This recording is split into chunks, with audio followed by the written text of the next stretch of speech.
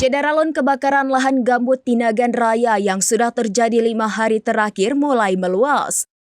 Kebakaran lahan menimpa kebun sawit milik masyarakat dan kebun sawit milik PT Gelora Sawita Makmur atau GSM karena wilayah itu sedang dilanda musim kemarau.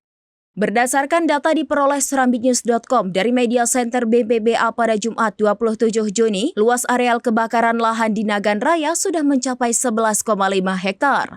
Laporan dari BPBD Nagan Raya menyebutkan bahwa lokasi kebakaran di Gampung Kaye Uno dan Pulau Krut, Kecamatan Darul Makmur.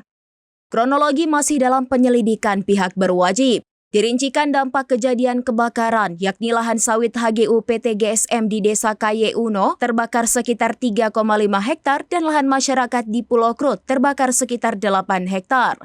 Dikatakan upaya yang dilakukan pihak BPBD Nagan Raya langsung menuju ke lokasi kejadian dengan mengerahkan 2 unit mesin pompa air guna melakukan pemadaman api. BPBA kemudian mengatakan bahwa kondisi terkini lahan sawit HGU PT GSM di Desa Kaye Uno, api baru dapat dipadamkan 75% dan lahan masyarakat di Pulau Krut, api baru dapat dipadamkan 50%. Menurutnya, kendala yang dihadapi terbatas sumber air, hanya bisa pemadaman menggunakan selang pompa air, jalan ke lokasi tidak bisa dilalui roda 4, sehingga tidak bisa dikerahkan armada pemadaman dan arah angin yang berubah-ubah serta terbatas peralatan. Dari Nagan Raya, Rizwan, serambinews.com.